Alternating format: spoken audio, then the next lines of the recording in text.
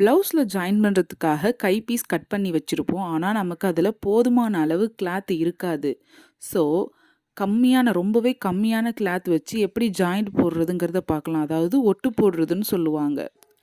ப்ளவுஸோட நல்ல பக்கம் பார்த்து அந்த கிளாத்துமே நல்ல பக்கம் பார்த்து இருக்கிற மாதிரி அது மேலே வச்சு அப்படியே ஒரு ஸ்டிச் போட்டுற வேண்டியதான்.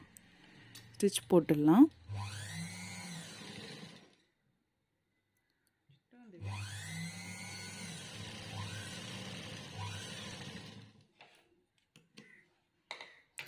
ஸ்டிச் போட்ட அப்புறம் அது மேலேயே ஒரு படிமான தையல் போட்டுக்கலாம்.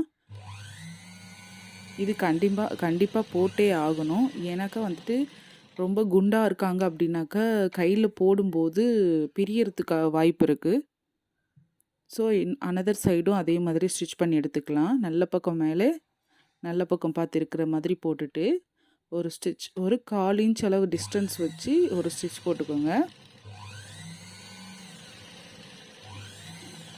எப்போதுமே பேக் ஸ்டிச் போடுங்க. ஏன்னா ஆம்கோல் சைடாக இருக்கும்போது பிரியறதுக்கு வாய்ப்பு இருக்குது. அதனால் எப்போதுமே பேக் ஸ்டிச் போடணும். முடிச்சுட்டு பிசுறு இருக்கிறதெல்லாம் கட் பண்ணி விட்டுடலாம். கட் பண்ணி விட்டுட்டு பேக் சைடு திருப்பி போட்டிங்கன்னா நம்ம ட்ரேஸ் பண்ண மார்க் இருக்கும். அதை வச்சு மெஷர்மெண்ட் டேப் வச்சு நீங்கள் அளந்து கோடு போட்டுக்கலாம். நான் மெஷர்மெண்ட் டேப் யூஸ் பண்ணல.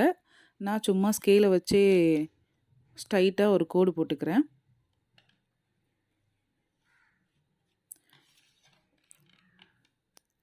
எக்ஸ்ட்ரா இருக்க பிசுறையும் கட் பண்ணுறதுக்காக மேலேயும் ஒரு கோடு போட்டுக்கிறேன்.